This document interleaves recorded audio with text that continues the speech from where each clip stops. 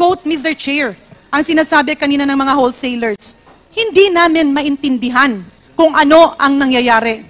Kasi ang bentahan namin ay nasa 38 hanggang 48 pesos. Maximum na yan, glutinous rice na yan. Pero nabibenta siya sa merkado at 60 pesos. The selling price is somewhere around 50 to 60 pesos. And everybody was confirming that.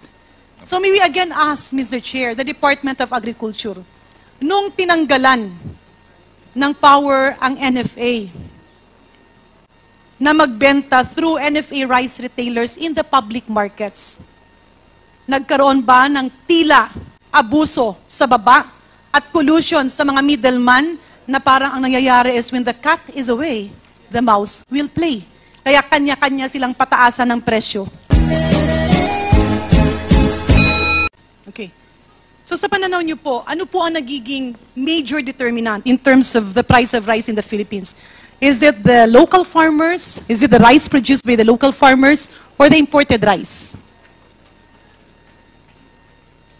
Madam Chair, given the volume of these two types of commodity, the imported one and the locally produced rice, we're looking at a 78-22% ratio. Can you please make your voice louder and clearer? So it's 78-22 and 78 is locally produced and locally imported? produced, and of course 22% ang ating projected na ini-import.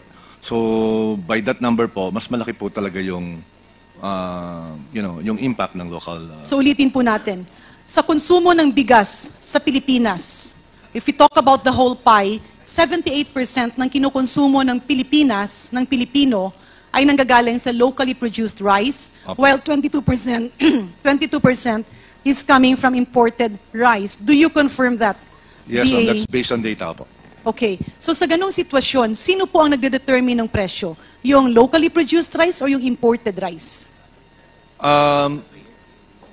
Hindi po yung producer ng rice, kundi yung pong merong mas malaking elbow room, gold leg room, or bargaining power in the chain, which is normally the ones in between the consumer and the farmer. Sir, Mr. Chair, can we request our resource person to answer direct to the point?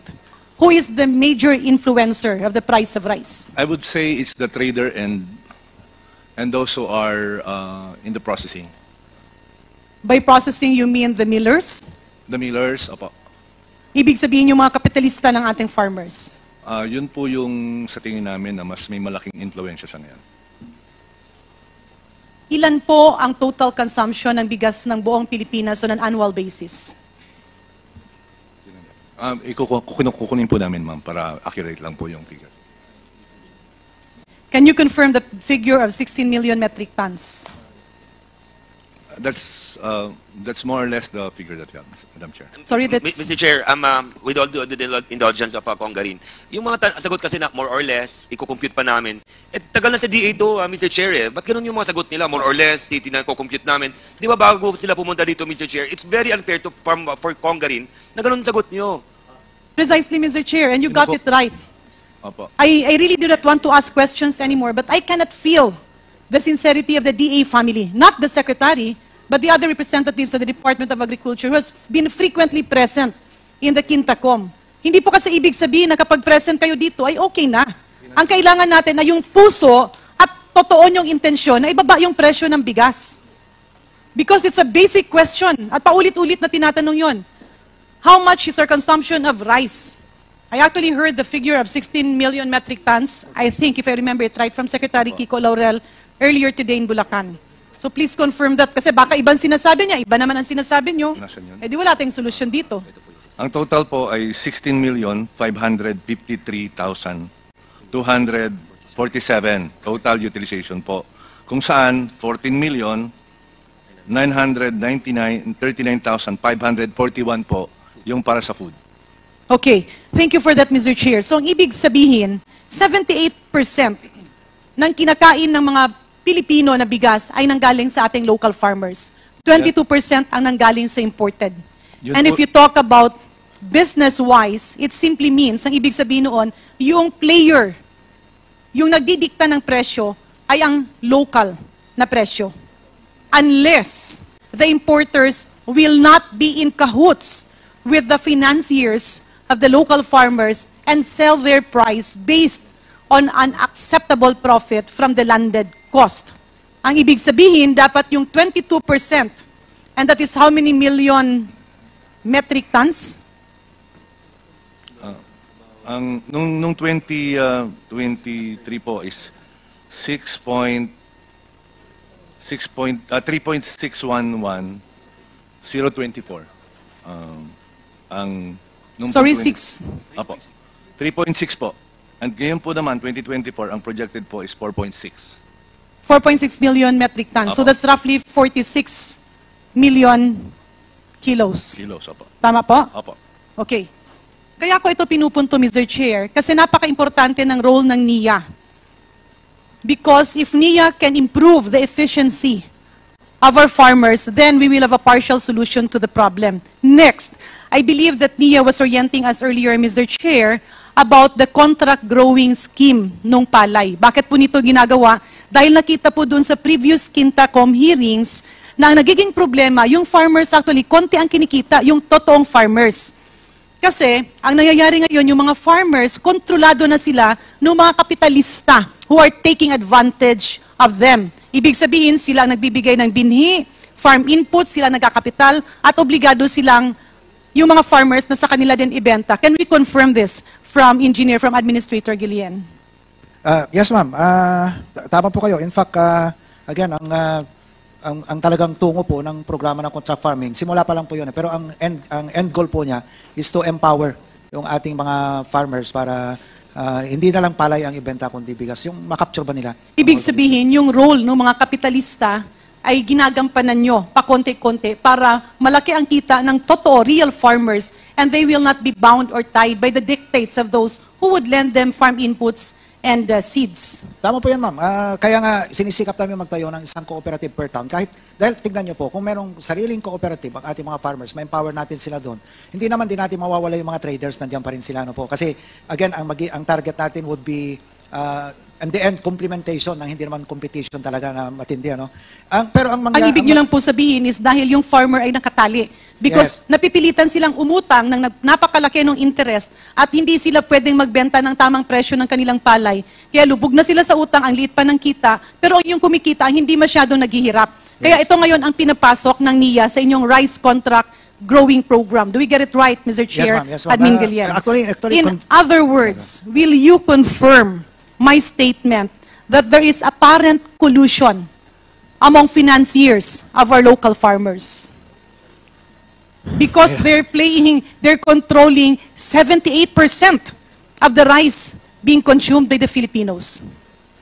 Well, may control kasi sila, ma'am, dahil, Ano po yun, sir? pero kung ganito, ma'am, ang Hindi, will you confirm it or will you say it's not happening? well, sana nakikita natin, ma'am, nangyayari dahil Nangyayari siya. Kaya nga pinapasok nyo ito. Let me segue into my next question. Mr. Chair, may we ask DA, what is the main function of the NFA or the National Food Authority? Ginugol ko nga dito eh, kaya lang kailangan ko yung confirmation nyo. Ma'am, sa ngayon po, primarily buffer stocking. It says protecting the interests of both rice farmers and consumers by ensuring food security of the country and on maintaining an optimal level of rice grain inventory to be sourced from local farmers. Which Tama is po ba buffer yun? stocking, opo. Okay. So that is still their main function. Mr. Chair, balikan ko lang po ang previous Quintacom hearing. Nakitaan po ng ebidensya na nung tinanggal ang power ng NFA na lumaro sa market by having NFA rice retailers, nagkanda leche-leche ang presyo ng bigas. Can the DA family confirm this? Malinaw po dun sa lumalabas sa hearing. Is it a yes or is it a no? Yes, Yusek? ma'am. Yes, ma'am. It's a yes. Okay. 2019, nagkaroon tayo ng rice tarification law. Ang ganda ng sinabing hinaing ng batas. Yung imported rice, lalagyan ng malaking buwis na taripa ng 35% para hindi maging kawawa yung ating local farmers. Pero may siningit na provision na wala sa Kongreso at ang nakalagay doon ay tatanggalan ng power ang NFA na magbenta ng bigas sa public markets. Can DA confirm this, Mr. Chair? Yun po yung batas. Opo. Is it a yes or a no? It is a yes. Okay. Nung tinanggal yung poder na yun sa NFA, can you confirm that what we are seeing is a collusion, price manipulation among the middlemen and the rice traders?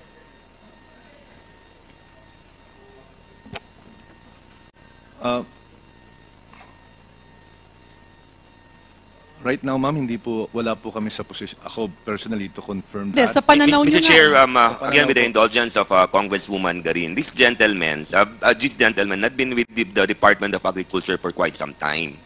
And it seems that they're afraid to answer, Mr. Chair. It's either they're afraid to answer or they have done nothing yet, Mr. Chair, on the issues that were raised by Kong Garin. Let me warn them, Mr. Chair, that if ever they will not be able to answer Kong Garin, somebody might spend Christmas in the House of Representatives, Mr. Chair.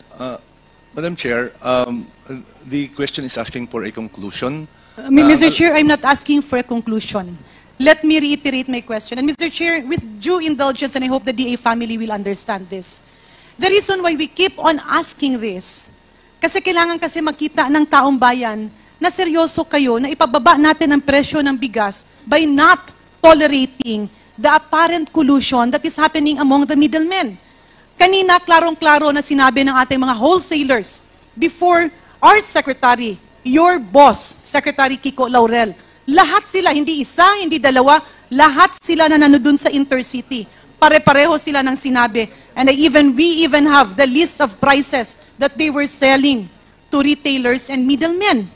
At ang sinasabi nila, ang presyo nila ay nasa 38 to 40 kilos and even 45 per kilo. So ang ibig natin sabihin dito, Mr. Chair, kapag hindi natin nakikita yung political will, hindi matatakot yung ating mga nagsasabuatan sa baba. So to reiterate, I mean, we have here a great economist and a former president who also led this country and who understands the demand for rice and the pricing of rice. At meron ding mga ginawa nung kapanahonan ni Ma'am, kaya nakita naman natin yung paglaro ng presyo ng bigas. So we go back. When the NFA was barred from selling through NFA rice retailers in the public market, can you say that somehow the greatest contributor to increase in the cost of price is the apparent collusion among middlemen, resulting to a lower price among the wholesalers, but a very big increase in price sa retailer? To quote Mr. Chair, ang sinasabi kanina ng mga wholesalers, hindi namin maintindihan kung ano ang nangyayari. Kasi ang bentahan namin ay nasa 38 hanggang 48 pesos, maximum na yan, glutinous rice na yan. Pero nabibenta siya sa merkado at 60 pesos. The selling price is somewhere around 50 to 60 pesos. And everybody was confirming that. So may we again ask, Mr. Chair, the Department of Agriculture, nung tinanggalan ng power ang NFA, na magbenta through NFA rice retailers in the public markets, nagkaroon ba ng tila abuso sa baba at collusion sa mga middleman na parang ang nangyayari is when the cat is away, the mouse will play? Kaya kanya-kanya silang pataasan ng presyo